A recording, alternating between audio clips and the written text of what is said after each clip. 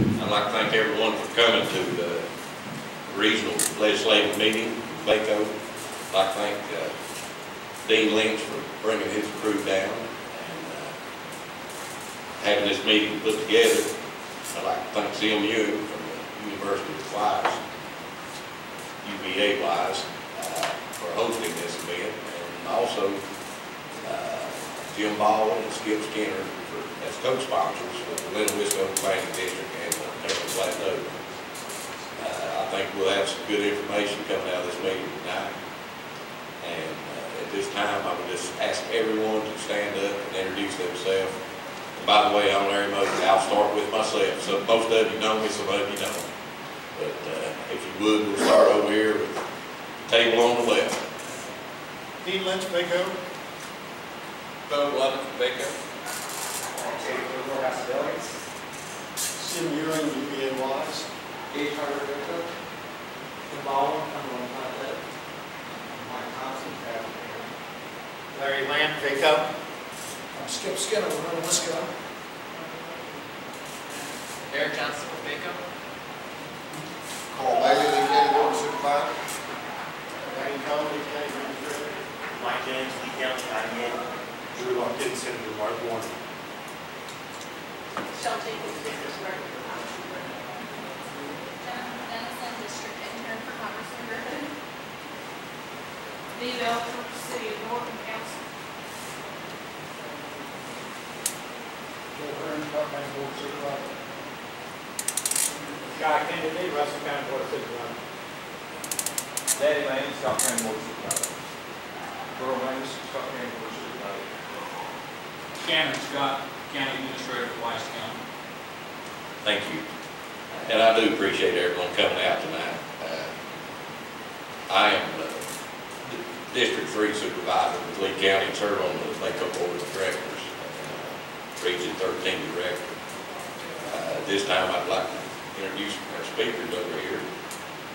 Darrell Blankenship with WIA1 and Lee Spicer, Center for Advanced Manufacturing. At this time, I would turn the meeting over to Mr. Dean Lynch. Thank you. Can everyone hear me? Thank you all for coming out tonight. The purpose of this meeting tonight is so that the Waco can have a regional meeting in our planning district, Planning District 1 and Planning District 2, which is our Waco Region 13. Larry has said that he is our regional director representing you all on the Waco Board of Directors. And we don't get out enough. We spend a lot of our time in Richmond, a lot of time going over legislation, a lot of time lobbying, a lot of time with Kilgore and others trying to lobby and get bills through. But part of what we really need to do and what we're looking at doing this year is having regional meetings to determine what the issues are, what you bring, that we can bring it to the Waco board and put on the table and develop legislative platform positions, develop public policy that we need to put a bill forward. We can ask Dr. Kilgore, he's already heard about the bill, he's already heard about your issues, and it gives us a chance to realize and put your issues up before the entire Waco board, all 95 counties of the district. So it's very important that we have you here, we get your input, and we take your knowledge, we take your information back to our regular board in Richmond. I want to thank UVA Wise and Sim for hosting us here. This is a fantastic facility. They're providing cookies and drink. And I think Sim wants to ask him to say a few words, a little bit about UVA Wise. Now that we're down here. It's great to have everybody here on campus. My name is Sim Ewing, and on behalf of the Chancellor, I want to welcome you to UVA Wise. Hope while you're here you'll take a chance to drive around if you haven't been on campus in the last few years or whatever. You know, we have one thing that we're really blessed with in Southwest Virginia is we have great legislative representation. And if you look back, if you haven't been here in a while, since 1995, when we finished the library, which is under construction right next door, and dam project, which is getting ready to start, dams and water and power. We'll complete both of them next year. We will have done almost $250 million in the last 21 years of construction, which means besides our 2,000 students and our college employment, we're keeping anywhere from 150 to 200 construction jobs on campus at any one time, helping. And a lot of that has been we've hired a lot of local contractors doing work. It's going to hire a lot of subs out of here, so in a lot of ways besides what we do educationally, we're in an economic vision in this area. So we hope to look around. We just completed an addition to this building that was a total $8 million private gift, and so while you're here, go down and take a look at it, and you'll see also, if you go over to see the Convocation Center, which is Terry Kilgore's dream, vision, and his wheeling and dealing with the General Assembly that made that possible. But we're really glad to have you all here, and hope it's a great meeting tonight. Also want to thank Jim and Skip for advertising and getting the word out about this meeting tonight. Told you why Baco's here a little bit, but from a personal note, this is coming back home for me. And any chance I get to try to have a meeting back here, back home, I grew up in Gate City, Scott County, New Orleans, so any chance I get to come back to PD1 or this region, it's always great. And I married a Lebanon girl, so we have real roots in South Africa. I'm pleased to welcome our two speakers tonight. We looked at trying to find out the top issues that we can put forward and have some dialogue on. And they were really centered around economic development and workforce development. And Alita has agreed to speak to us, and I don't have a bio, but we can see your bio. I think we'll introduce you a lot. And Carol Blankenship also. Please send me a bio. So I hope you all know who they are. If not, please start out and tell us a little bit about yourself and how you're involved in workforce development or economic development, and what you can do for this area, what you can help us learn from this area so we can take out of it. Start off whoever. I'm Darrell Blankenship. I'm the Executive Director of the Southwest Virginia Workforce Investment Board. We won't be called that very much longer. For those of you that are not aware, the Workforce Investment Act, which it actually sunset about 2004, and we've been on 1-year extensions ever since. But there's actually a new piece of legislation that will go into effect this July. The Workforce Innovation and Opportunity Act will go into effect this July. And we just got our first set of pre-regulation regulations on Thursday or Friday, and so I printed them out. I actually only printed out one section, and so I should have brought them to show them to you, because there's 1,105 pages in the pre-reg regs that I'm going to have to read over the next few days and digest that. So we will be called the Workforce Development Board. One thing about workforce development now is become integrally, I always have trouble with that word, now I don't know why I'm trying to say it. It's interwoven with economic development now. They kind of go one in hand with the other. One of the key factors that employers look at whenever they are looking to either expand or move to an area or locate to an area, either the top or number 2 item is what's the quality of the workforce. First of all, is there sufficient numbers in the workforce? Is there quality of workforce? Do they have the specific training that they're looking for, etc.? So, workforce development is becoming much more important to economic development over the years. It used to be 30, 40 years ago, it was all about tax breaks, buildings, etc. I think that's evolved now. While those are very, very important and always make the top 1 or top 5 list, it's definitely a different world out there. But I'll just go ahead and get into my presentation and give you all some other tidbits about our workforce and some of the things we need to shore up. I'm going to base my presentation on a study that we commissioned with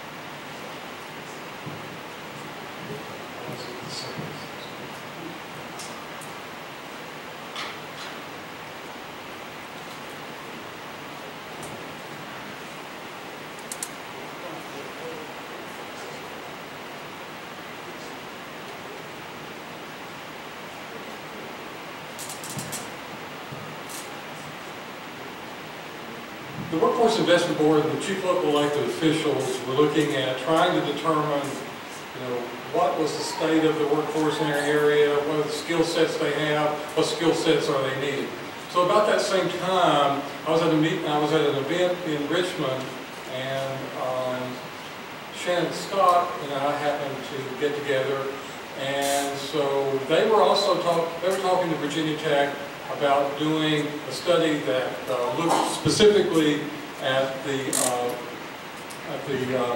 coal economy and how those loss of jobs were affecting the local economy, as well as what could possibly be done, especially what could be done for those individuals who are leaving the coal industry, and how could they be helped to re-enter the workforce. So we got together, and so we kind of changed our emphasis to look specifically at the coal industry, but as well as the other sectors within our particular economy.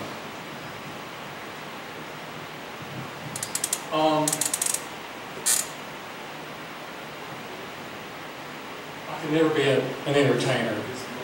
Anyway, so again, the project purpose is, as I stated, I don't follow a PowerPoint very well, as you can probably see.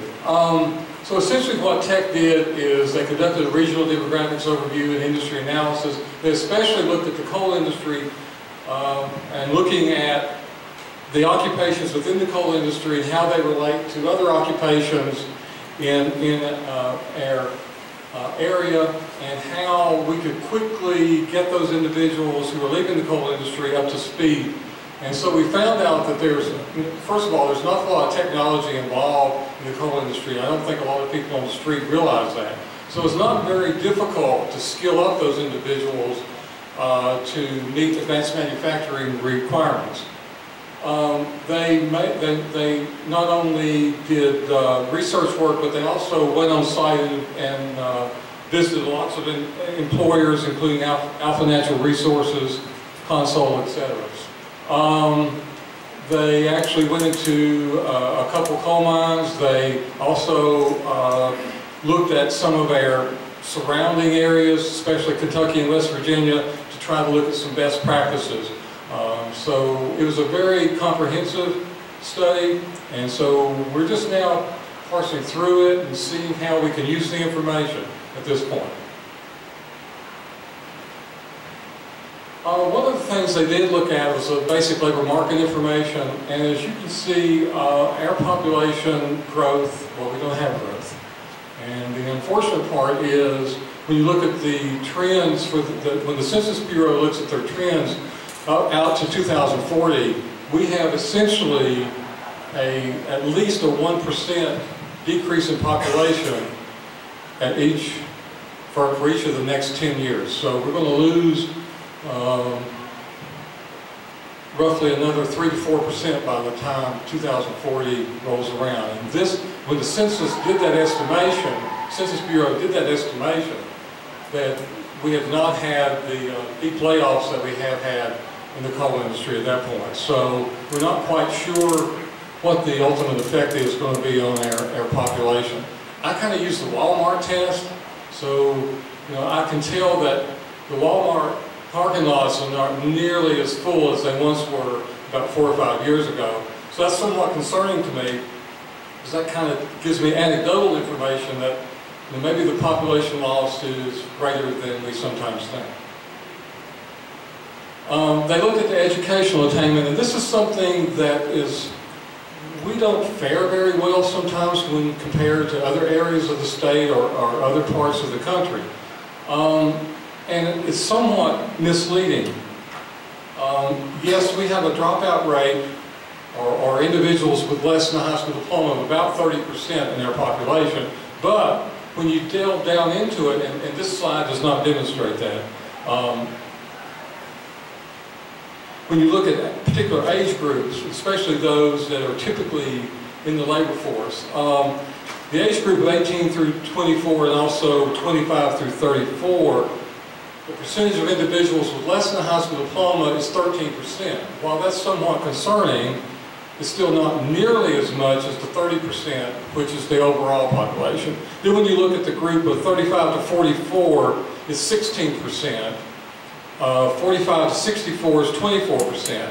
Then when you get to 65 and older, and this is the group that brings down our percentages fairly dramatically, is that particular group, 47% of individuals 65 and over have less than a high school diploma. So, you know, when companies and industries from outside of our area are looking to expand into a particular area or a particular region, or looking for a region to relocate to, they sometimes will just look at the overall percentages and think, ooh, you know, the education level of that particular area is not all that great. But the reality is that somehow or another we could delve down and ensure that those individuals who are making those decisions early on realize that the general working population, for the most part, the general working population of our area, the education attainment levels are not all that bad, really. You know, a 13% dropout rate for the general, for the majority of the working population, again, it's not great, but it's not all that bad either.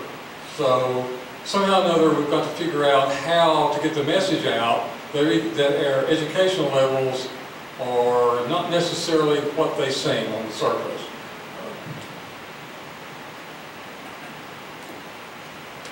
The other major concern about losing coal jobs, that's the average earnings for 2014, almost $90,000. There's also a study done, and you can see the next highest one is manufacturing at 52, so, and then transportation and warehousing is at 50. So generally speaking, there's a monster drop-off when you go from coal mining industry jobs down to the other sectors. It's even more concerning the fact that we've gone down from, you'll have to forgive me if I get the years wrong, but generally speaking, at one time, less than a decade ago, we were at almost 13,000 people involved in coal mining. You know, now we're about 3,600 people. So when you look at that decline, just that decline itself in those wages is tremendous. But King College did, King University, I'm sorry, did a couple studies where they look at the effect of loss of jobs or gaining jobs. The actual impact on household earnings in the area for every coal job lost is $156,000. I mean, I was kind of blown away by that particular figure. So, you know, all the coal jobs we've lost, you have to realize how that's affected our economy. I mean, it's been tremendous.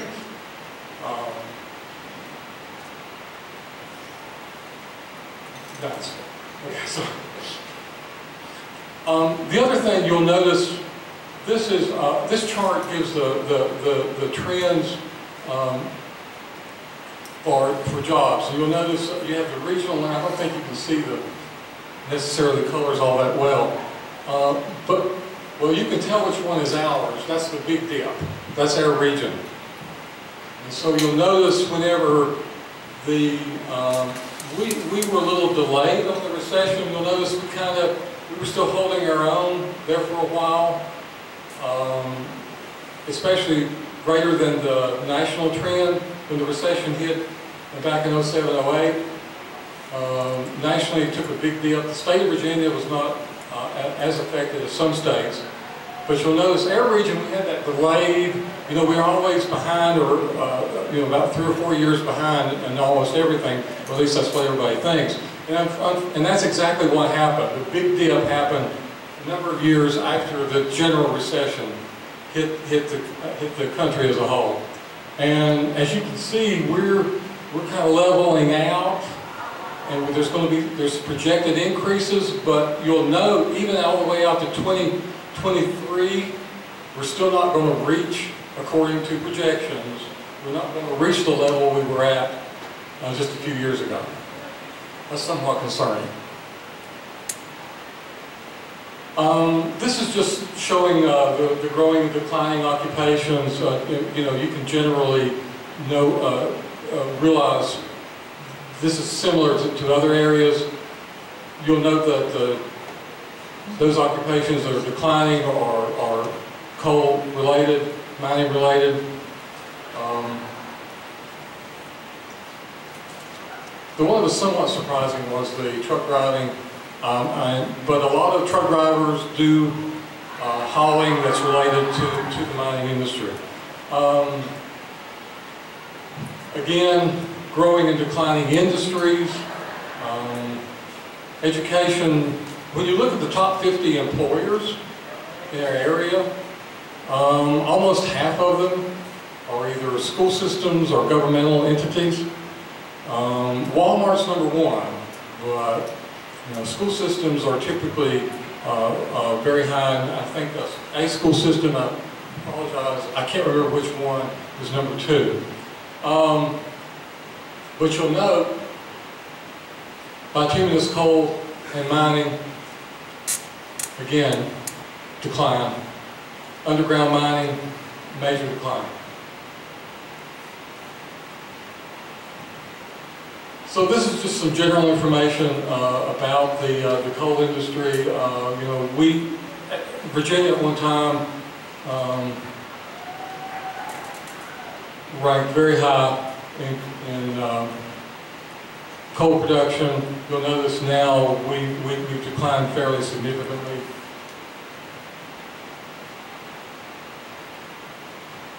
%of all the mines east of Mississippi are in labor market area, and we produce about 26% of all the coal mined east of the Mississippi. Most of the mines in our area, as you all know, are fairly deep mines, a little more expensive and difficult to mine coal in their particular area.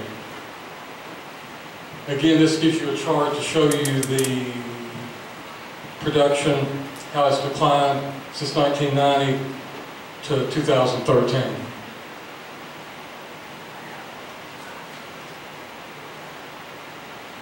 This is to show you the decline in the coal mining industry. Again, we're at a record low. And in fact, since this survey was done only a few months ago, we've lost another roughly 200 jobs. We're at roughly 3,600 jobs right now. This is what we wanted to get at with the skills gap study. There's an awful lot of background information associated with it, but you know, we're getting to the showing the types of jobs that are within the coal industry, and then we'll flip over to the next chart. We'll skip that one too. They broke down all the jobs into knowledge, skills, and abilities. And so when we go to the next chart, we'll see that what they did is try to match up occupations within the mining industry to other occupations within manufacturing and other sectors. So there's a really close correlation to many jobs that are in the advanced manufacturing field. The thing that you'll note, though, generally speaking, the wage rates are at roughly 40 to 50% of what the wage rates were in coal industry.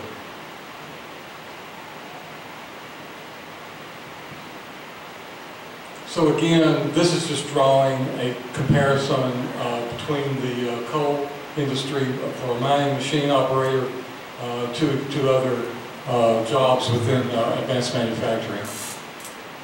This gives you some example here. They broke them down to what they refer to as brother-sister, which are really close matches, then also first cousin jobs. But generally speaking, we found a really close correlation. So whenever we as a region or as a jurisdiction or as a plan district, we're talking to industries, we can do a very close one-to-one correlation to hopefully those jobs that prospective employer, prospective business will have to the labor market, to those that are within our current labor market. So we found out that that's a very critical piece. A couple of recruitment events that I attended, most of the questions centered around numbers of people in the workforce, what are their qualifications.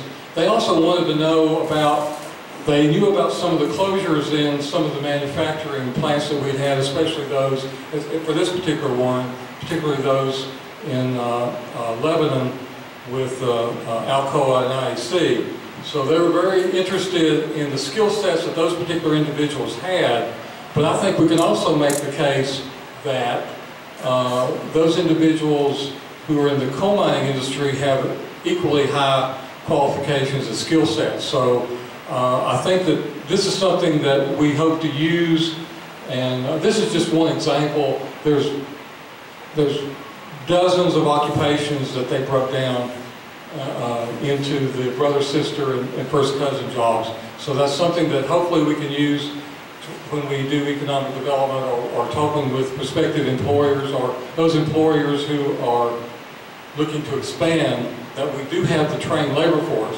Now we may have to get them back from Alabama, or we may have to get them back from Indiana, Illinois, or Pennsylvania, because a lot of the coal miners that have been laid off have decided to, at least temporarily, take their skills up north or to Alabama. So what you have is a situation where many of the coal miners are going up with their buddies and renting an apartment or a trailer or something, work up there for a couple of weeks, come back home, and then continue to do that. It's similar to what happened in the 50s, when there was a mass exodus to Detroit because of the expansion in the car industry. But what we hope this time is, instead of staying in Detroit, and not all those individuals did, but many of them did until they did retire. We hope that we'll have enough opportunities for those individuals to relocate back here and be employed.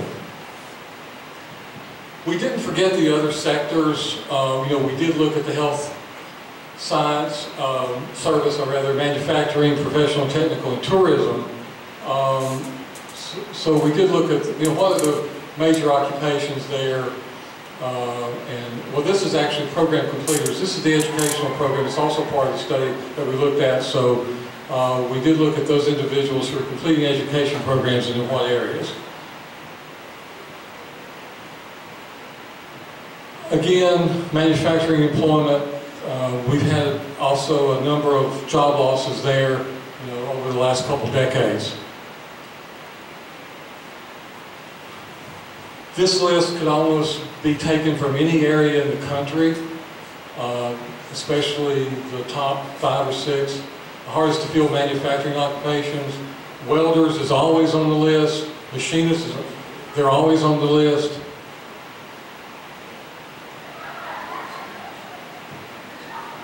So they did a strength, weakness, opportunities, and threats analysis, and we don't fare that poorly. And I won't kind of go over all of this with you because it is in the study. But here's some recommendations that they did make.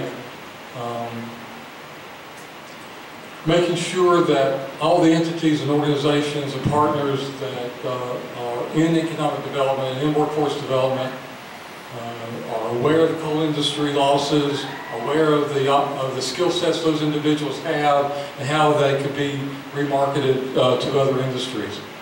They also looked at some other programs, not only within the state and area, but also some in eastern Kentucky and in West Virginia. Some initiatives that are being used there to try to re-employ those coal miners into other occupations. So one of the things that they suggested that we do is do an intensive outline, an intensive study of the other jobs that are in the area and which employers they're with, and try to help market those individuals who are either already out of the coal industry or will be to them, and show how that they can quickly be skilled up to meet their particular needs.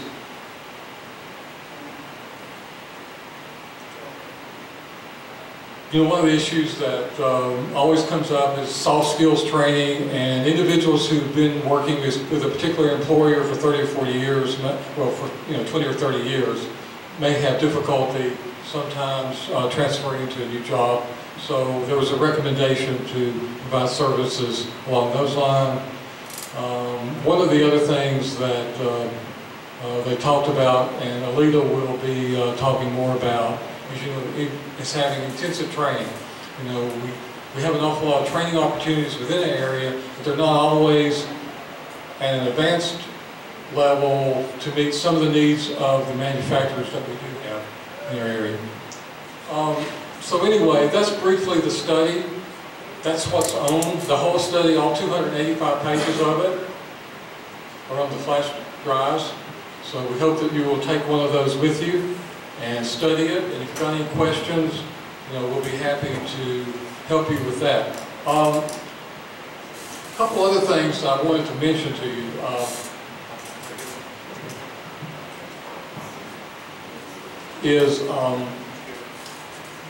We put forth an awful lot of effort into these studies, and there's other studies out there, there's other plans, etc. But, I think at some point we're going to have to get a vehicle to kind of tie all these plans and initiatives together so that we can have a plan of action that we can all get behind, and hopefully Mr. Kilgore and his colleagues will, at the state level, will help us with those initiatives, and we also have the federal government as well. But I think it's going to be key that we don't, we always talk about all the problems we have, but sometimes, I think we could probably get more assistance, and if we had a definitive plan. I don't know what that plan is. I'm not an economic developer. I didn't even stay at Holiday Inn Express last night, so this is sometimes on my realm. We have experts in here, but I think the key is that we all have to kind of move forward together. Southern Virginia, what used to be called South Side, I think they've done a tremendous effort down there. There's all sorts of resources pouring into that area, all sorts of new jobs being announced. And what I hope is that we all get these from the VEDP. Well, on this particular issue, we only have one announcement. The biofuels plant there at St. Paul. And we'll be having a few more in the next issue with a couple expansions in Tazewell and some other places. But what we need is to fill this up with announcements or of new industry or with expanding industries. So we've got to figure out how to do that. And the only way we can do that, I think, is looking regionally. One of the big issues, and I forgot to bring that up, is number of people in the workforce. We only have about 74,000 in all of our total in our jurisdictions that are in our workforce. So when you look at the aging issue, as well as the disability issue in our particular area, that greatly reduces the number of people that are available to work. So it's very difficult for us to market ourselves to a very large employer, but that's going to require 1,000 people. That's almost out of the question. Well, it is out of the question almost. But there is an opportunity to expand our existing industries. I think that that's a fertile ground, as demonstrated by the two announcements in Tazewell County this past month. I think there's some other opportunities there. But Lita's going to talk more about the Center of Excellence, which is going to provide us a vehicle, I think, to hopefully attract those small to medium manufacturers, as well as provide opportunities for our existing manufacturers to expand. Darryl, thank you for sharing the study with us. Lady, can you tell us a little bit about the center? Hello. Hello. Good. I'm happy, I think I'm happy to be with you tonight. I'm a little like a fish out of water because being asked about background. My career was in human services, and I spent a couple of years after I retired in consulting with the Alliance for Manufacturing. So I've had quite a learning curve, and when they tapped me to try to put together this proposal and create the Center of Excellence, I know a lot more about welding than I used to when I was working with poor women who needed jobs. So I want to talk about the Southwest Virginia Advanced Manufacturing Center of Excellence. And I apologize if this is repetitive for some of you, but I felt like this was a good opportunity for all of us to hear the same information and be on the same page, hopefully, after this evening.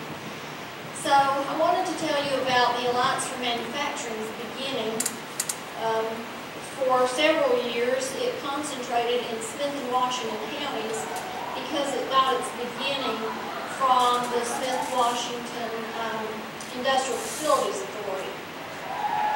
And so it's been just in the last 2 or 3 years that it's begun to branch out and become a regional force in manufacturing. It was incorporated as a 501c3 nonprofit in 2008, and the board of directors has always seen to it that it operates as a best practice organization. Its mission to promote training and economic development initiatives and create regional collaboration, and we'll hear that all through this presentation. The manufacturers believe, as Darrell alluded to, that if Southwest Virginia is going to move into the same arena that Southern Virginia is having with their success in economic development, we have to begin to look at ourselves regionally. In the 2014-15 programming, some of the things that STAM offers to members and non-members are lunch and learns and seminars. They do an annual Hiring Our Heroes event, which is always very successful. They have scholarships for folks who want to go into manufacturing careers. Last year they instituted Outstanding Women in Manufacturing to try to promote some diversity in the field. And they're going to be looking at sponsoring manufacturing camps and Fab Lab camps because part of the Center of Excellence mission is to begin to create a new image of manufacturing among young people. Hopefully, coming soon, we're going to have an employers training collaborative. There's a request before the Tobacco Commission right now to be able to set up a framework so that employers, we can take studies like Darrell's and put together the data and identify the training needs in the region, come up with the opportunities, prevent duplication, that sort of thing, and then to provide funding for new employees, ongoing funding, and particularly training sharing, which, listening to Darrell, I think could be particularly helpful in the coal fields where there are small manufacturing employers who need advanced training, but their budgets don't really allow for a lot of that expensive training. And this will be a training sharing opportunity where they can put maybe a couple of $100 in the kitty, but the grant would provide the overwhelming funding to get the training to the little guys. So the Southwest Virginia Advanced Manufacturing Center of Excellence is quite a mouthful. But so what in the world is advanced manufacturing? Because I'm not sure that a lot of people in the region really understand when we're talking about advanced manufacturing, how truly advanced it is. It takes information and automation, software, computerization, networking, and puts it together at a level that we've never done before, both in the facilities, and the processes, and the products. And this is what it looks like. These are pictures of tools and, in some cases, facilities that are available through careers in in CNC machining and in welding, and you'll notice underwater and robotic welding are major inroads into the industry, and there's a lot of robotic welding going on in our area. And industrial maintenance, and I didn't see that in your study. And it's interesting when you sit in a room full of manufacturers and listen to their moaning and groaning about what they can't find. The industrial maintenance folks are the hardest ones for them to find, and truly the most needed, because if they can't keep their systems working, they're losing money every second. Small numbers. Yeah, there are not many of them. They're just the hardest to find. So why do we need a Center for Advanced Manufacturing anyway? Well, interesting, state industry leaders are saying they would like to make the Commonwealth of Virginia the Silicon Valley of advanced manufacturing. And if that happens, and they seem to be well on their way, Southwest Virginia has to be a part of that effort. We can't afford to just not be able to participate any longer. One of the efforts, and Darryl referred to this too, is to look at recruiting smaller supply chain manufacturers, because those are the kinds of folks that, especially in the coal fields, the mom and pop industries could retool maybe a new machine, retrain 3 or 4 employees, get a contract to manufacture the screw that Rolls-Royce needs. And you don't have to have all the transportation, you don't have to have, it's not as such a major issue to be on that 81 corridor, those kinds of things. You need to begin to take a look at how that kind of a sector of the economy could be developed in Southwest Virginia.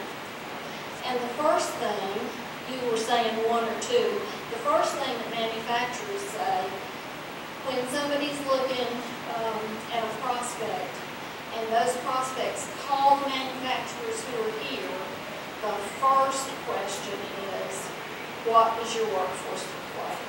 Are they trained? Are they what we need?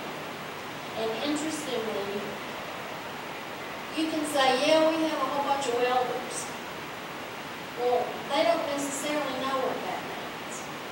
But if you say, we have AWS credentialed welders, anybody who's hiring welders knows what that means. They know what those folks are qualified to do.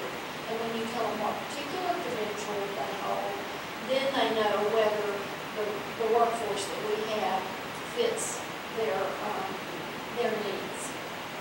So part of the reason that we have our major skills gap, of course, was the decline in manufacturing back in the 80s, and as a result, so did the training and the equipment decline.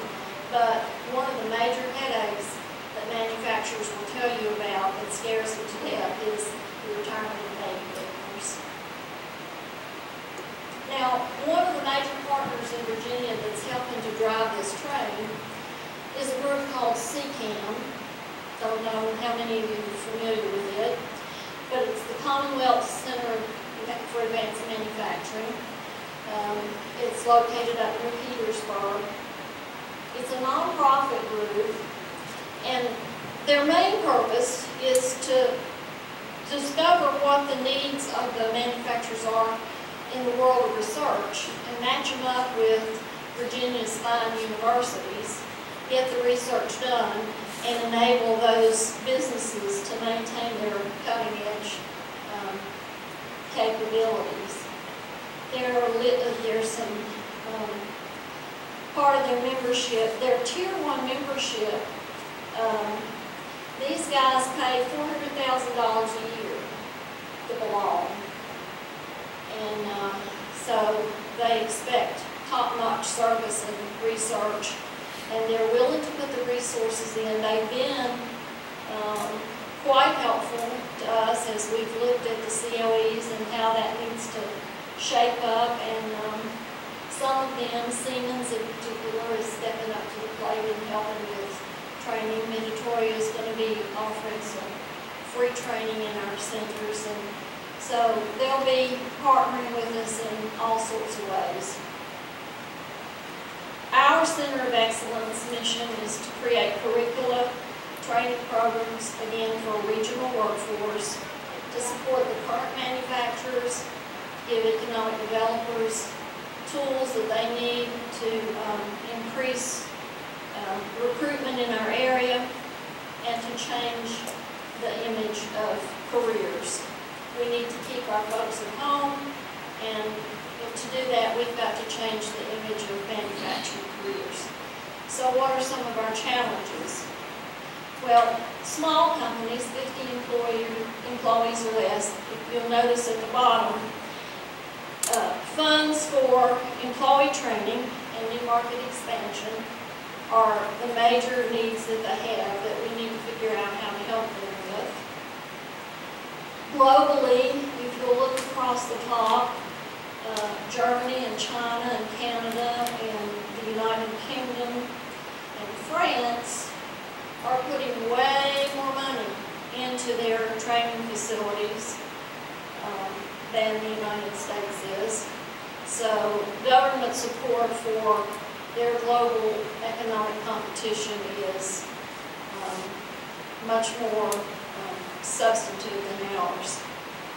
And then when you look at our data, when we say the Tobacco Commission footprint is 17 jurisdictions in Southwest Virginia, that's right, 17. What does that mean? It's the size of Connecticut. And when you say that, we're going to have one training center to serve the state of Connecticut. So we have quite a task to make it be able to be a regional approach. Regional challenges, you know that we have foundational math and technical skills challenges. I was glad that Darryl mentioned soft skills because employers beg for training for soft skills. Traditionally, that's not something that's easy for employers to get paid for because there has not been an intercredential for soft skills. Fortunately, that's not the case anymore, and there's now a platinum credential that can be earned for soft skills, so we're hoping that we'll be able to see funding come along for that training. It's no news to you that transportation and child care and substance abuse are big problems in our area that we need to continue to address, especially if we're going to have more employees, more employers, and then again the image of manufacturing. But the good news is, in our area, I got a question. What is a soft skill? A soft skill. In a lot of instances, depending on the level of the employee, it could be something as simple as, yes, you have to go to work every day, you have to go on time, you have to go for brains.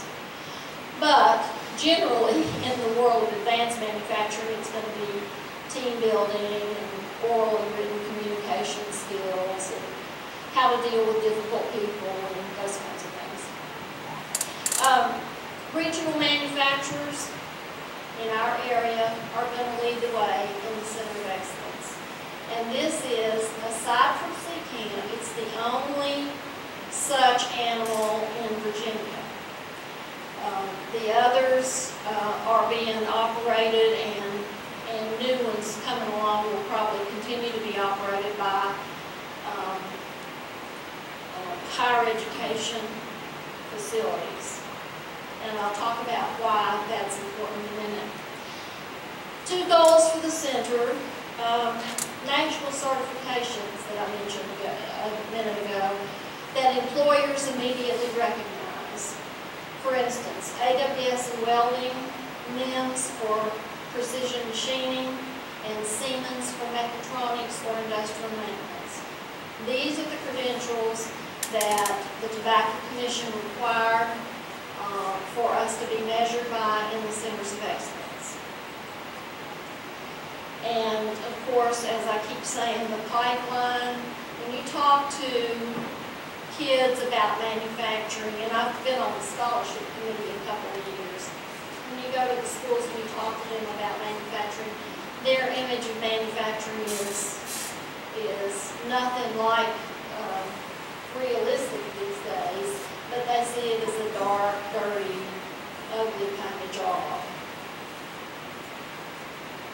So the Alliance's vision for the center is that there will be strong regional partnerships, that there will be regional economic development, regional training, new image for careers, and and all that together will create a pipeline of skilled workers for us, give us a competitive edge, fill the needs of existing industry, but also build the infrastructure that you economic developers might need to recruit industry to your area.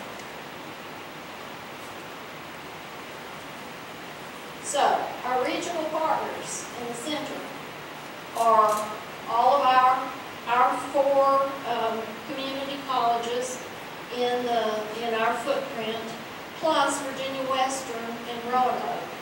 And the reason for that is they're the only ones in Virginia so far that have expertise in the Siemens mechatronics. So we did a deal with them. They're going to help us set up our program, and we're going to pay for their instructor to go to Germany to get level 2 certification, because Siemens will not do level 2 certification anywhere except Berlin. So we struck that deal.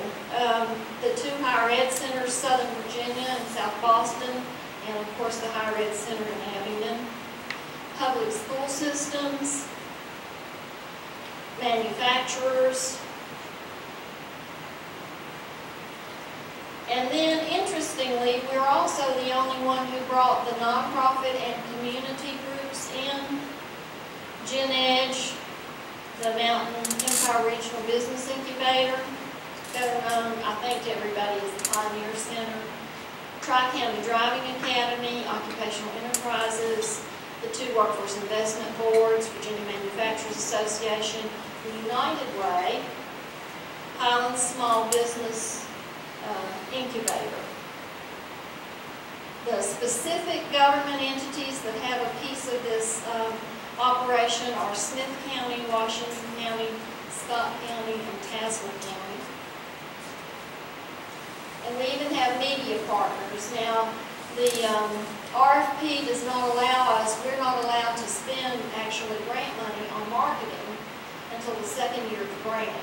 So, these partners won't actually come into play until year 2, but they'll be matching. For instance, if we do a video, they'll match with the video, that sort of contribution they'll be making.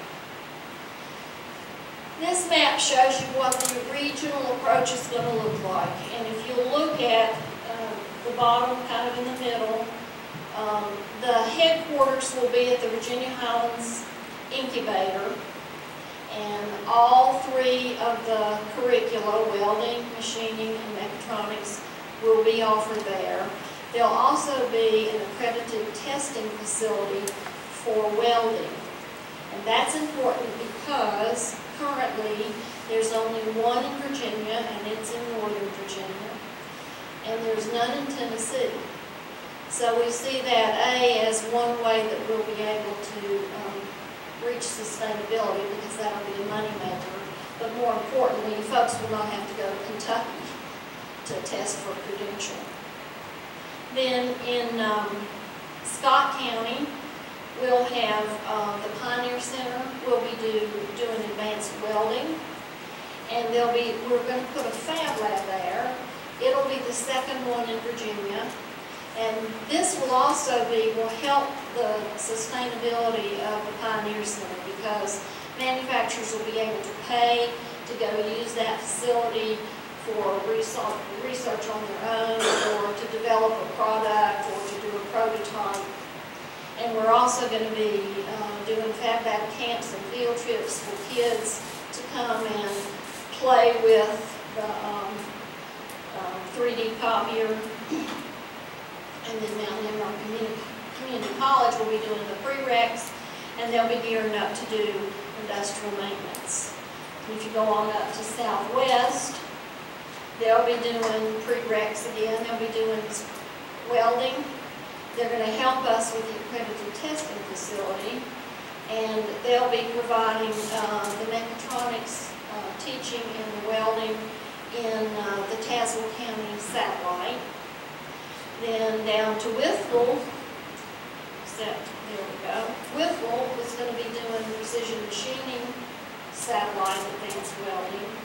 And then you'll notice the little places around Galax and Buchanan County, Dickinson County, Smith County. We're going to have distance learning centers where students can go and take the classwork, but there will also be virtual labs so that they can do a lot of learning about the machines and how they operate before they ever have to go to class. And when they actually go for hands-on, they won't have to spend so much time in the classroom, so much time on the road. These are slides I'll skip because I just told you what they're all going to do. Interestingly, the manufacturers really stepped up to the plate. They're going to be providing, I have 47 hours a month of commitment from them for their employees to be instructors as in-kind match. They'll be donating materials, they'll be donating equipment, some of them are donating cash, consultants, and scholarships. Most of all, they're the ones who have the jobs once we get the folks trained.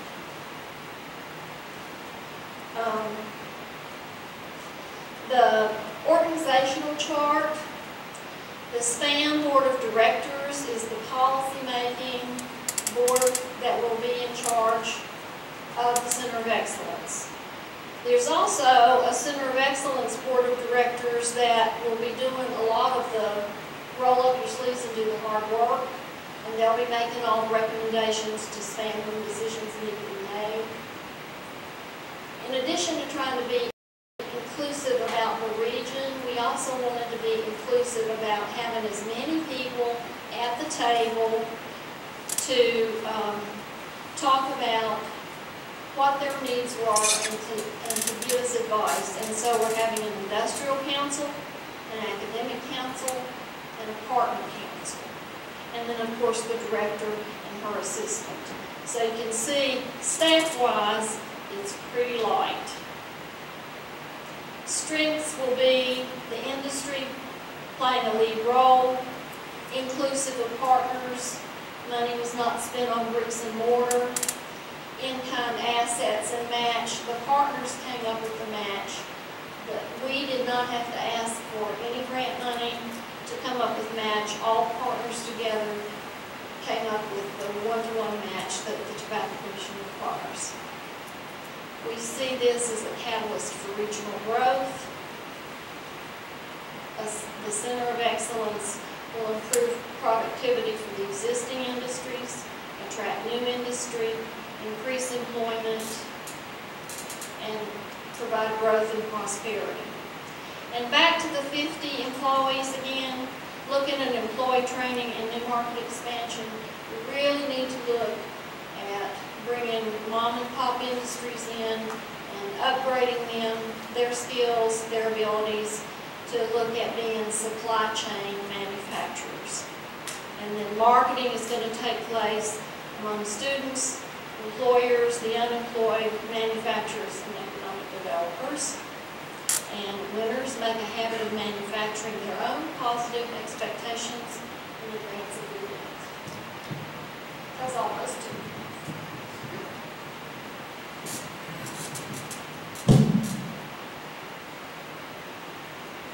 Thank you, Alita. Do we have any questions? Does anybody have any questions for either one of our speakers? Thank you all for being here and presenting to us. Give them a hand.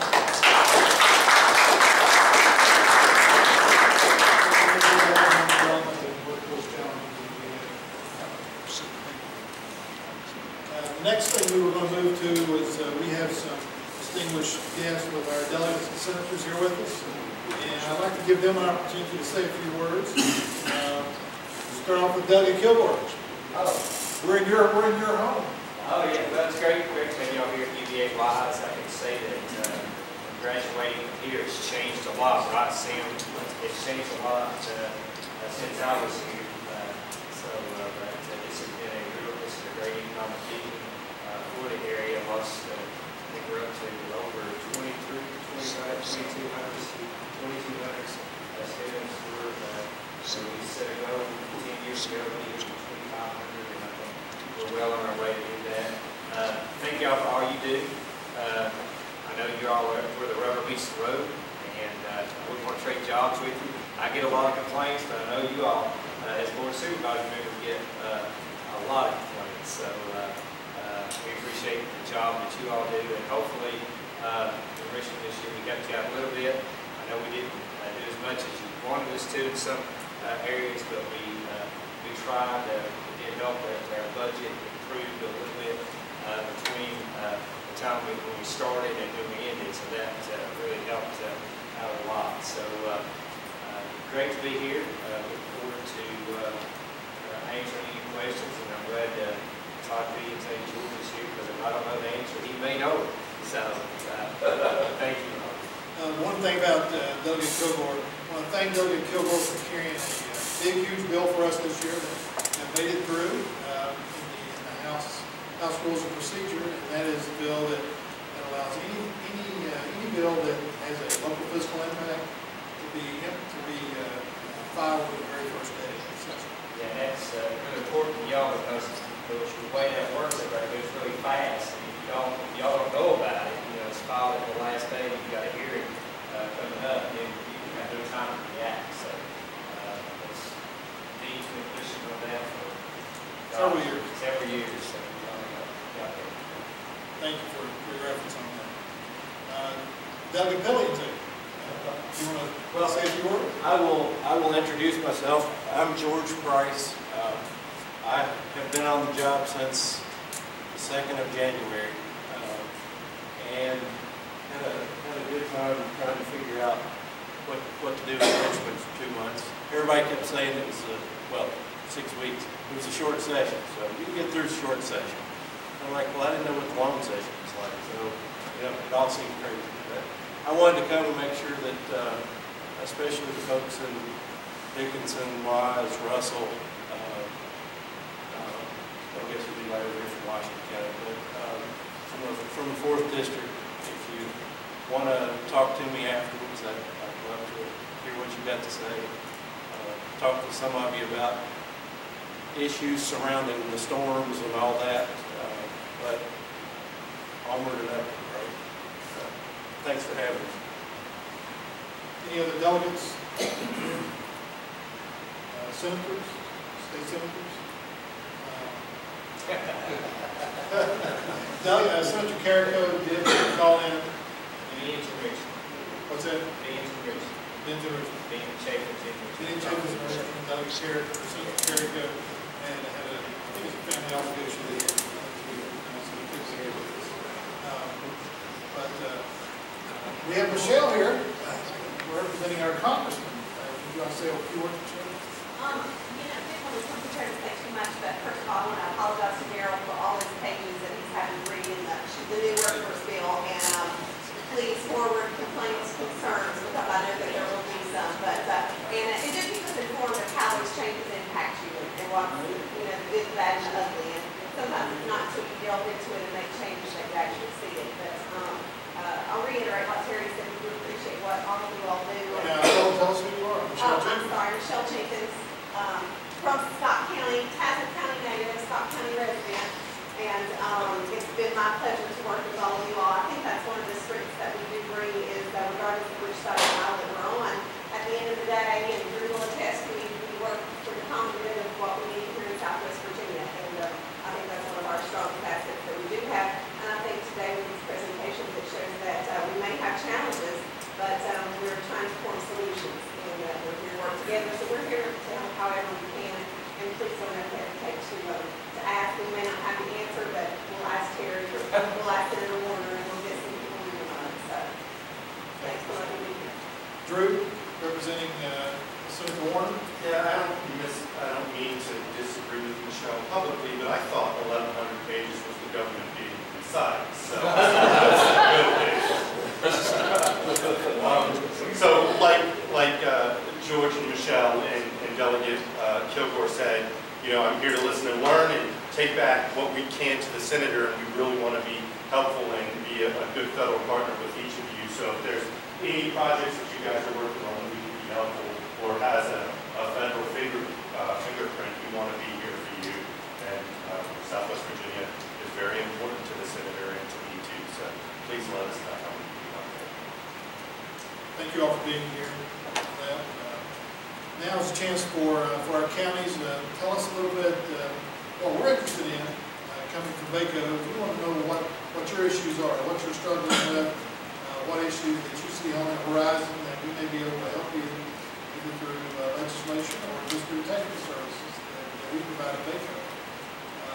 I'm going to start with Scott County in the very back. I've already heard from them tonight that one of their top issues was The swing bridge. Don't let them take Tell us what issue are you dealing with in Scott County?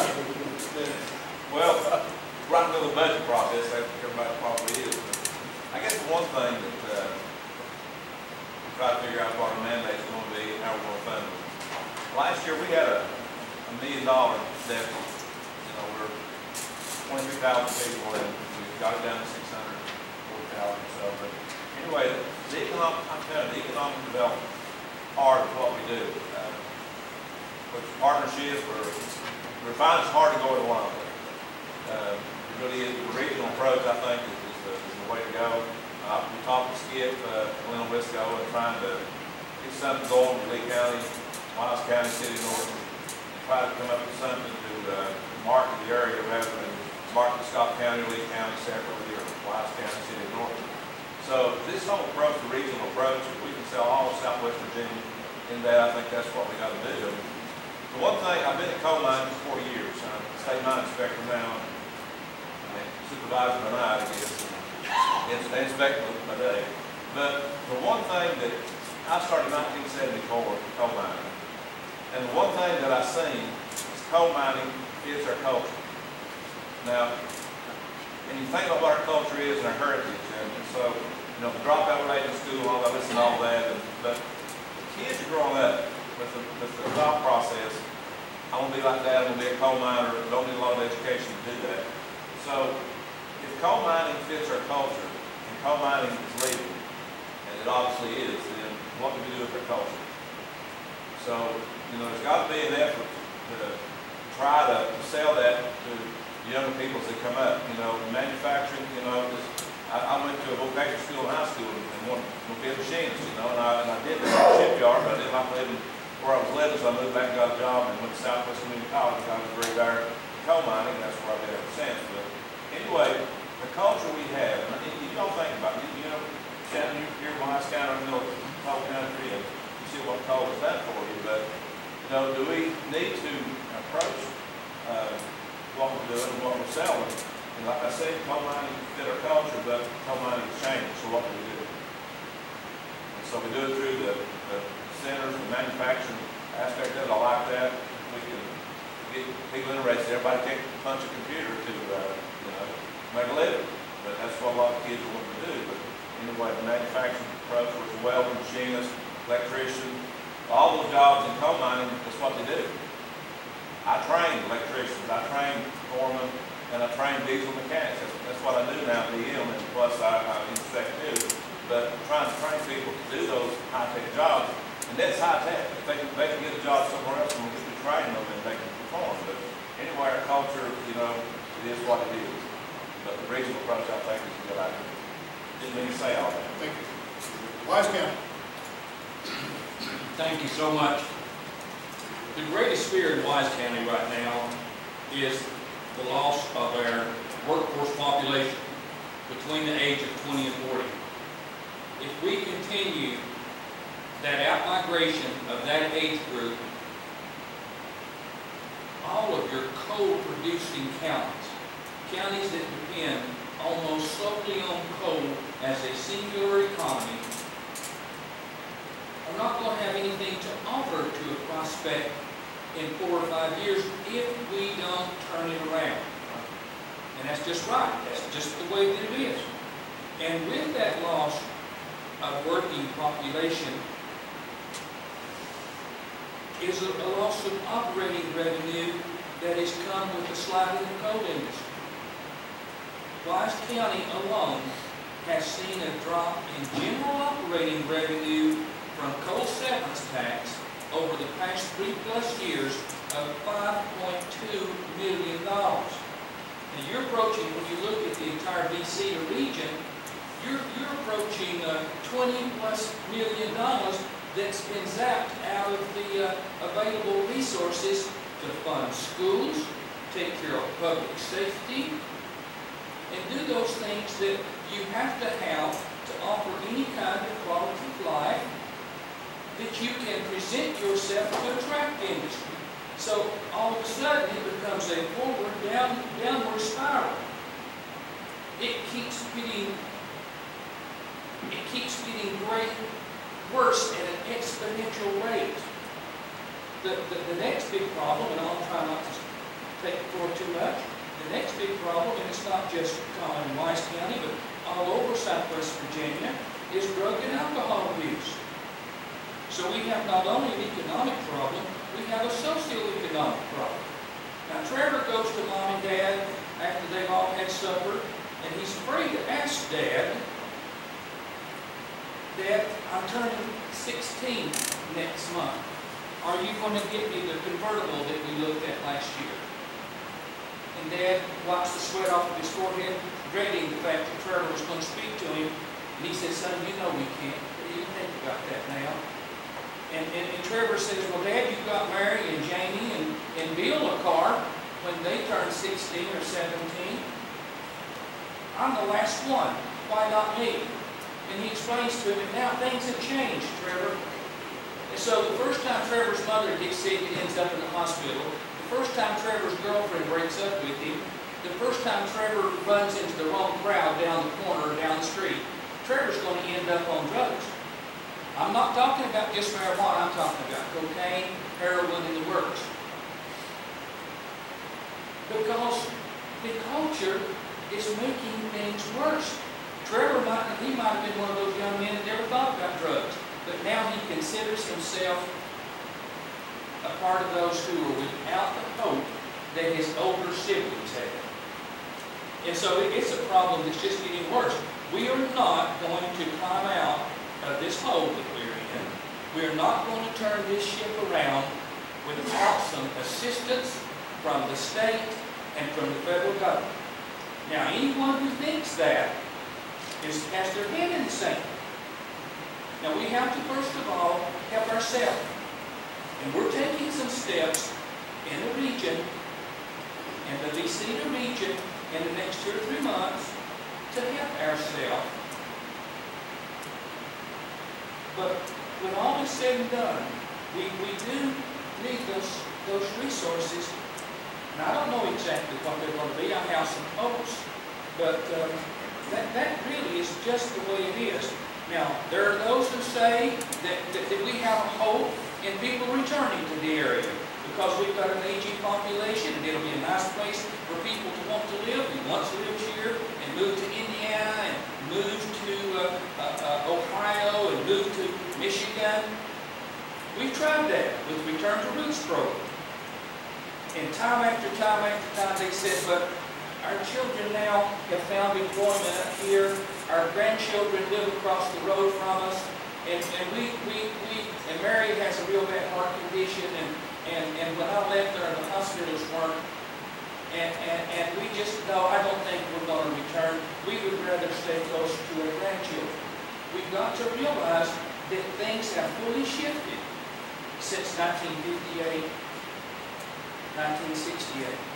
Now, they shifted back somewhat in the early 70s,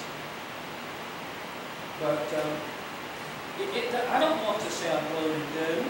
I will be the last to try not to portray a positive image, because we have to have that positive image, and we have to have hope if we're going to take advantages of the great opportunities we have. But Shannon, maybe I need to ask Bo to do a little bit of research from VACO's standpoint to see what is if there is a higher dependency on alcohol and drugs per capita in Southwest Virginia or particularly the coastal area Where else in the state? We have like the highest for Canyon County, Castle County, Dickinson, highest rates of overdose, deaths. Maybe that's something that, I mean, so when it comes to that, Number one in the state. maybe we need to focus some of our efforts on trying to get some additional dollars either from the state or through the state budget, through state general funds for those needs, and not just maybe have a target towards that if that's a need. So it's something that we can think about as far as our policy and our legislative platform. Five of these healthiest communities, as you saw, four of those were Southwest Virginia counties, only to be matched with Petersburg. That data just came out. Yes. Tazewell County. And we are the unhealthiest county. I'll reiterate what the gentleman said. You know, the COVID jobs have hurt us a lot. We're trying to rebound from that. Some of the other counties where the actual mining is taking place has been hurt a lot more. Tazewell County is kind of has been hurt by the support industries that work with the coal mining industry. We have probably more manufacturing in Tazewell County than probably combined with the other counties. Some of those are small manufacturers. Some of those are a little bit larger, no large manufacturers, but a little bit larger. I came from a manufacturing company that relied somewhat on the coal industry, diversified, but when I left there, we had 230 people. As a result of the coal industry, declined a little over 100. So that tells you what's happening in the manufacturing sector. But we're not resting on our laurels. We're continuing with everybody, especially these people up here in the front, proud to be part of the SPAM initiative, part of the WIA, as partners with them. And there's some great things going on with that. And we're trying to grow that base in manufacturing. I think manufacturing is the key to a lot of things as well. We've had successful with Southwest Virginia. Not only for Tazewell County, but we do for all the other counties as well. Everything seems to revolve around manufacturing. Unfortunately, our country lost those jobs. Now it's hard to get those jobs back. So they are coming back. We're hoping to entice other companies to come from other states, other areas, and we help them do that. We're trying to diversify our not only mining, a lot of these manufacturing companies, but trying to diversify those companies that do advanced manufacturing blueprint as we put out. We're trying to look at following that now and trying to help manufacturers in the area try to grow their business by going out and talking to the bigger companies and trying to do work with them based on our skill levels of welding, machining, and those kinds of skills that we have here and have in abundance. So trying to take advantage of that. We just had two really good announcements in Tazewell County with manufacturing companies. One was a mining related, and one was totally diversified into cranes that they produce. These are large cranes. It's pretty exciting to be in Tazewell County and see these large cranes sitting around you in Washington, go out Southwest Virginia, and all over the world, not just here in the U.S. And we're hoping that's going to grow a lot. And right now, that is, those expansions are brought about by a lot of partners working together on that. Back to Commission, Association Manual, the CETA, our IBA, community colleges, WIA, all of these organizations work together as partners. If we don't work together like that, we're not going to do that. I think we have everybody forward for that. Back Commission is really trying to help push that in Southwest Virginia. And I think everybody's taking advantage of that. Terry say that he was the chair of the tobacco commission.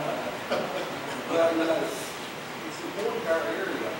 See, this back commission, Southwest Virginia needs those incentives. And it's extremely important to our area to get those nice companies to not only expand, but to come to our area. And we need new blood. We want to expand our company.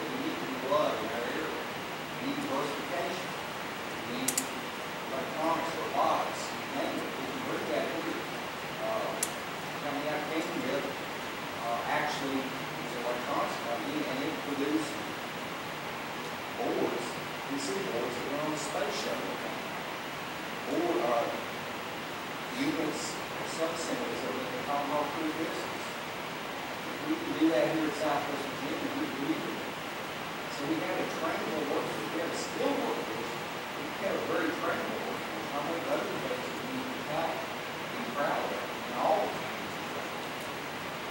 So, we've got a new business and technology center that we're trying to get up and going.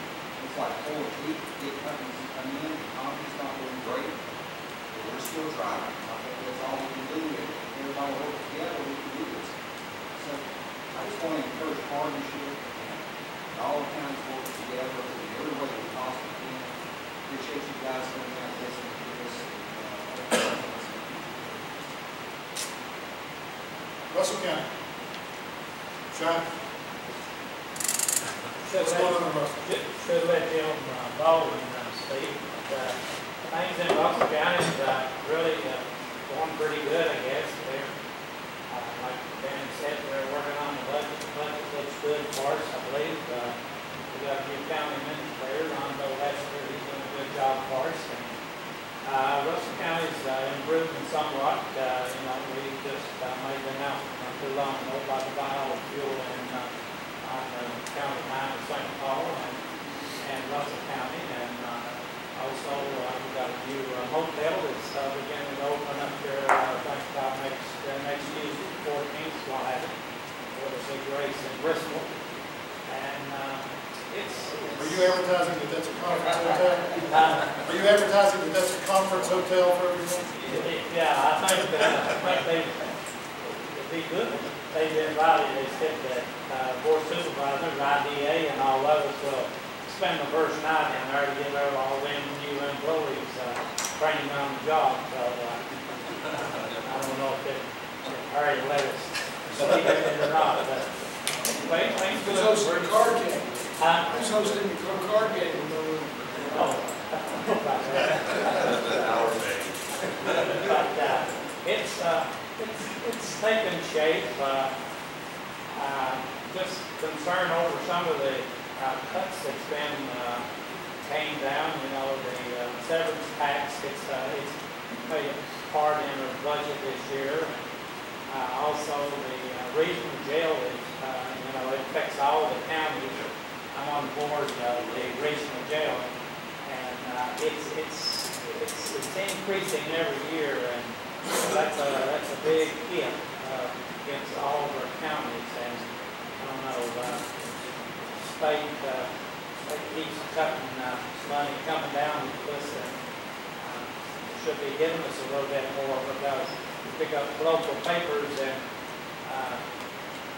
like it's been mentioned that the drug situation in so forth in Russell County, you pick up a paper, local paper sometimes, and it's 3/4 of a page of people that we send to our prisons or jails. And I don't know where the stopping point's at, but the drug situation is real bad in this area, all the way to the Kentucky line in Tennessee. And it's a problem, but I guess overall, I guess we're doing pretty good. Well, we just need more business to move in and replace the coal industry, and coal industry is just about seeing its days, I guess. Maybe it'll come back one of these days. We really need it for this part of the country. And just come and visit us at a new hotel. We do. Lee County. Couple things. Tell them now, Senator. I've got one thing from Lee County that we experienced, and I've really paid attention to a lot of this over the last few years.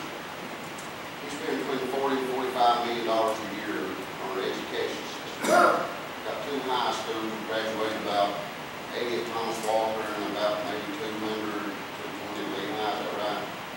Somewhere in there.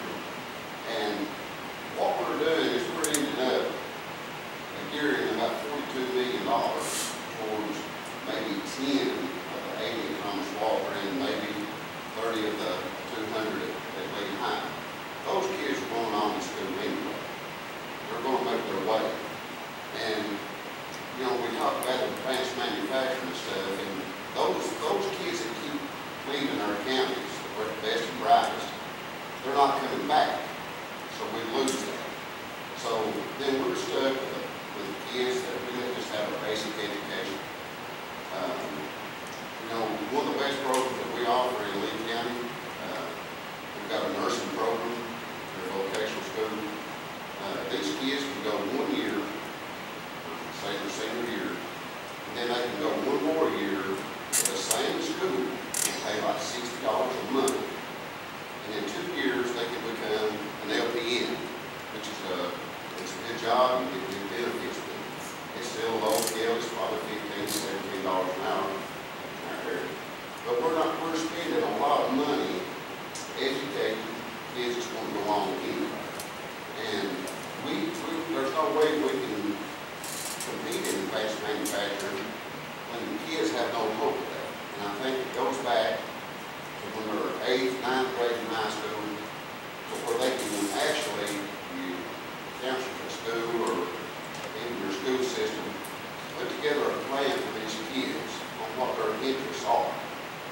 And we never match kids' interests. We just spend $42 million on the school system.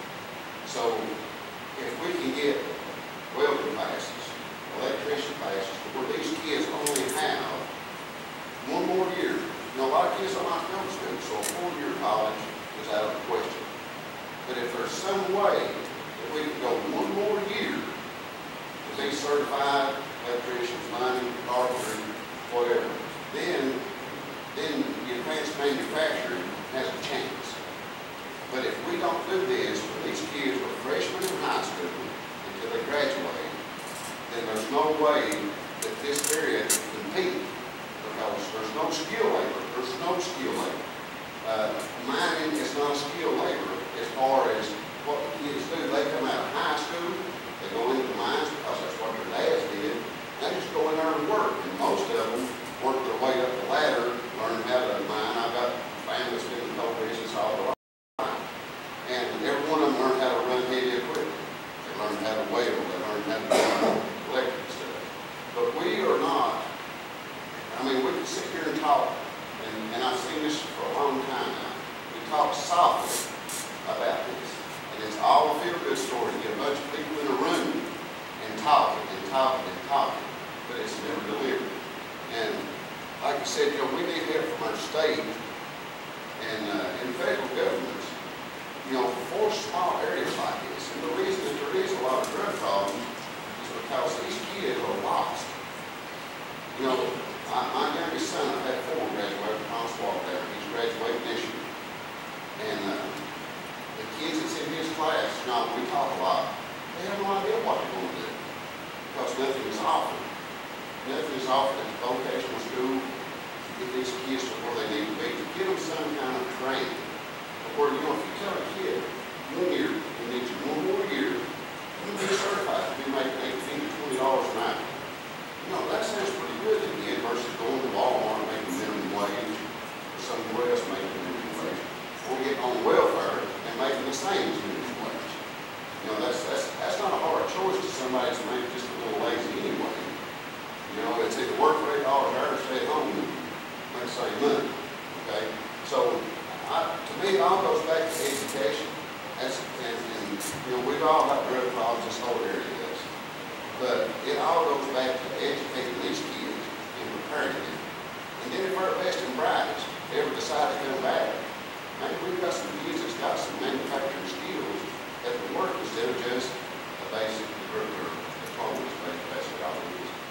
But that's my thing. It's one thing I don't know why we've never done it. We've got one successful program in our school system, and we spend $42 million every year for about 30 kids. That's something that needs to be looked at. We do all the studies in the world, but unless we're preparing the kids, it's not going to go on to college. There's a small percentage. Bobby Knight, University of Indiana, had the highest graduation ratio in Division I sports. I'm a Kentucky fan, it's hard for me to say. Okay? But he said that less than 1% of the kids in all Division I schools go to the NBA. job as a coach, make sure that these guys get a 4-year degree so they can make a living the rest of their life. And I think that is so powerful, and I think that we missed that boat.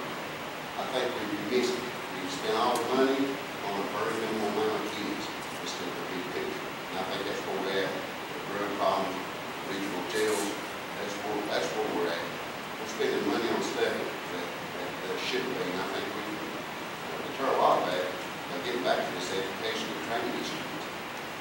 Well said. Thank you. Did I miss any counties?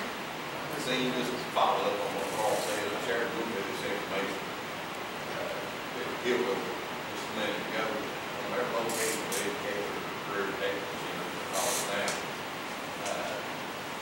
I was talking to, I served on the advisory committee, pretty soon. 6 or 7 years ago, they had 50 teachers. They have 25. Every time one of those teachers retires, they're not replaced, they take that money and put it in the general education fund, and they're not replacing their vocational ed that they need to be teaching these kids. They're not going to college. And what happens is where, money, everybody in this room knows that the money from the state gets smaller and smaller every year. But, at some point, the money's going to have to be dedicated vocational education to these children to support our communities. I mean, at one time we had 3 different carpentry classes in that vocational school. Now there's none. So, I mean, I'm just following up on what Carl said. I think it's very important that this part of the country, they were talking about coal. There's not a coal mine operating in Lee County now. It hasn't been for a 2 years, 2 years. I mean, we don't even think about those sectors tactics, not issues, but we learn to survive without it. There are some good things happening in the county. We're concentrating on building around that. It's large animal veterinary school with over 5 in the nation. Is that correct, Paul? There's 30 total. 34. In the United States, we've got 1 in the nation. So that's something to be happy about, what is going to bring to the county, and hopefully we're going to get our hospital. It's just a matter of handing $12 check. And don't keep No, and I won't thank Terry for this. Without Terry's help, we would have never got it back. And I do thank you for that, Terry. Before we finish, let me go to our city. There's a city here with us. City of Norton. I didn't hope you were forgetting I'm sitting here. I'm not a public speaker, and I am new to the job that just started January 1st. I'm just glad the cities are with us here. Well, so I'm learning, and I want to learn, and I'm listening. I'm listening. So I want to know what was going on because I got the job. It's a war. Norton's going through what everybody else is going through. Actually, we're sort of like the hub in the middle of Wise County. So what affects Wise County affects Norton. When we lose coal jobs, we lose money. So, because a lot of ours is sales taxes from the businesses that we have. So, we definitely need manufacturing jobs. I mean, we need everything we can get. And it's, I'm ready to work. Norton is a team, Lee County's a team, Russell County's a team, but together, we can be armed. But we've got to work together. I think that's one of the resounding themes that we keep hearing is regional economic development working together. Not just on workforce development, economic development issues, but also drug and alcohol abuse and regional jails. Yes, and dollars for regional. Yes, we just got slammed with that increase on regional jails. But we've got to work together, and I agree with you about the speaking software. I say let's get the big stick. Because we've got to get on it, and we go away. Because if we don't, somebody else will. Anybody else? I'd like to make one comment here. I was doing some math while Daryl was. Lee County. Mike James, I'm the IDA director of Lee County. According to Daryl's presentation, we've gone from 13,000 down to 3,600 coal-related jobs. That's 9,400 jobs, if my math is correct. Now I can think that it is. The King University number was $156,000 per job. Multiply those two together, that's $1.47 billion impact on the loss of coal jobs. Rounded up to $1.5 billion. The 7 counties and 1 city combined annual budgets are around $400 million. So that's roughly 4 times our annual budgets that have been lost with the loss of the coal jobs. That's the mountain that we're trying to climb. The biggest part of that is the salary. $78,000 salary. Even if we put somebody back to work, you know, that's what we're looking. That's the mountain that we're climbing. That's what we need. Guys from Richmond, here's something to think about. Some numbers around that. We're looking at 3.5 to 4 times our annual budget in lost coal jobs. That goes through. There's another stat that I'm going to give you all. For every coal job, you lose 1.5 other jobs. So every coal job equals a total loss of almost 2.5 jobs.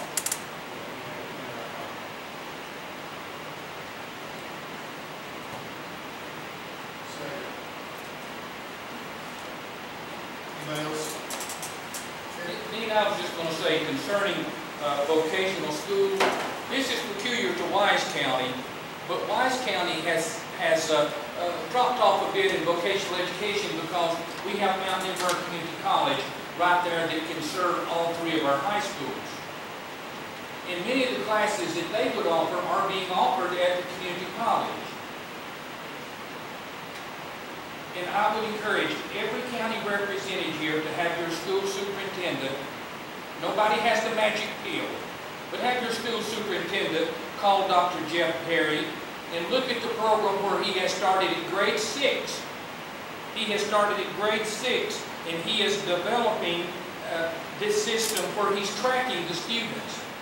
And he's tracking them as such if they change, if they're not headed to college, then he wants to make sure that they have the same opportunity, grades 10, 11, 12, to go to the nearby college as the college students, Division I college students are going to get pre-college training. I think it would behoove the state of Virginia, Terry, if the state made sure that within a reasonable bus drive, that every county had available to it the vocational training that other counties. Wise County is blessed. We have Mount Denver Community College in our door. Buchanan County, Hasbro County has the same situation as we. But every county should have that, and if they don't have that, there should be special monies made available for those school systems that might be lacking in their ability to meet those vocational needs. And that's it. Thank you. That's similar to cost of heating dollars that Virginia got. Yeah. Bob, you had a question? Just a comment. Part of you guys were with us with me last night in Skipton, Wisco. Cotton Stone spoke to a couple of us, 3 or 4 last night. After the meeting was over, somebody said, "How are things?" He said, "We could be doing a lot more if we had to go ahead." Now here we are with the largest general contractor in the region who's made his meat and bread and living on this campus for years and years and years and still continues to. He's the best we have. He can't find enough men to hammer and saw and skills to do what he needs to do. He said, "I can't bid the jobs because I don't have the help." Now, people, that's real sad. When there's a need 15 miles down the road, a man's got jobs, he needs the people, he needs their skills, and it's not happening. And I'll stop right there. There's a mechanic shop in Norton, they're having the same problem, they can't find mechanics. They had a man passed away and they can't find help. Mechanic. We have possibilities of jobs that people have to train. If they need training.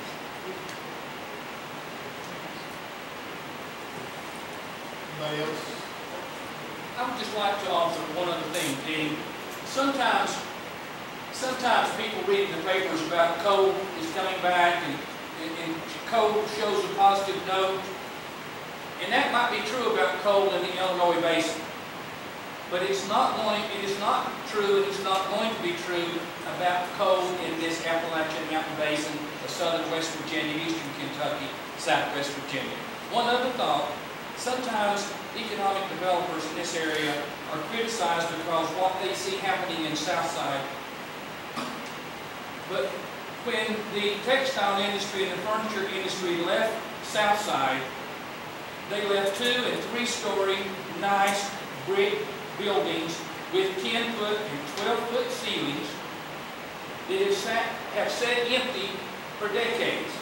And it's hard for the coal industry, or for the coal counties, who had nothing left to them but a rusted down tipple and some ground covered with black dirt. It's hard for us to compete when the industry we're trying to recruit says that there's a building that they will give us. It has the right ceiling height, it has enough square feet, and so please, for those who are offering help, look at that peculiar problem that is peculiar to the coal-producing counties. There are very few empty, formerly used shell buildings as there are in other areas of the state. I just ask that you make a note of that and see that we have a peculiar problem when it comes to those facilities. I've got several VACO staff here that have been taking copious notes as we discuss things. Just let me introduce them to you. Of course, Gage Harder over here. Gage is our communications director. He's been video and taking pictures of everyone. And I haven't told him this, but when he gets back, he's going to try to write a template for you to be able to use if you want to do any kind of press release or anything like that. He's going to do a very general press release that he'll be able to send to you, that you can plug your name in, you can plug your information in if you want to send it to your local papers. Eric Johnston. Eric, stand up. Eric is our economic development, workforce development, works with PDCs. He's that kind of staffer and that kind of lobbyist. And so he's on the front line when it comes to these issues. Bo Levins, Bo here is Health and Human Resources, dealing with alcohol and drug abuse and all those kind of things. He's also a transportation specialty. He's here. Larry Land, Larry stand up. Larry is environment and agriculture. Many of you know Larry. Larry's been with VACO forever. I didn't say forever, 25 years almost. 22 years. But Larry's our specialty on those kind of issues. And I'm the person that does tax and finance. The people, machinery, tools, all those local business taxes that you hear about all the time. So we're taking copious notes, and hopefully when we get back, we can sit around and talk about some of these issues and figure out a way to meet with your delegates, meet with your senators, and we can possibly move forward some legislation in Southwest Virginia. I think Larry had a comment. Well, thank you, Dean. I was just going to say, I've listened very carefully to a lot of these comments, and one thing that I would ask you to do, you will be receiving from VACO, I think over the next few weeks and months, I'm not exactly sure what our schedule is, a request for you to send us issues that you would like for VACO's steering committees to consider and review. A lot of the steering committees will be starting to meet. I think we're going to be meeting in August. I mean, I know there's a round of steering committees then. some of them might possibly be earlier than that, but we really want to get from our members feedback in writing about the type of issues that you would like for VACO to consider. The reason I've been so interested in hearing what you have to say is I've been working on issues related to K-12 education now for about 2 to 3 years. I can't remember exactly when it is that I started. But it has struck me that I have not heard as much discussion as I think there ought to be when I'm just listening in on Board of Education meetings or if I'm just monitoring General Assembly actions. Consideration of changes in our educational system that really ought to be considered to meet the needs of communities that are undergoing the kinds of difficult changes that they're undergoing right now. When you think about things like vocational education. Can't make promises as to what kind of decisions will be made through our process, but we ask you to please participate in it because that is your opportunity when we do have these steering committee meetings. Visit with us, talk about what it is that you would like for Virginia Association of Counties to convey, and I want to thank Larry Mosley. He is the VACO Regional Director representing Planning District 1 and 2, or VACO Region 13 as we call it. Turn it back to you, Larry, to close the meeting. Once again, I'd like to thank everyone for coming and Sam for hosting, Jim Baldwin, Skip Gary, co-hosting this meeting. VACO is a very important organization for the Virginia counties. You brought probably over half your staff with you. So this is how many people that work in that office, and they work hard, and they do a lot of good things for the counties. They go over and aggravate Terry when he needs it. So, if anyone has any questions for me, I apologize, I didn't bring any business cards with me, but you can contact Dane Poe, and he will give you my information. If there's anything, if you need me to take the VACO for you, I'd be more than happy to do that. But I think we need to give Dean and all his staff a hand, and I think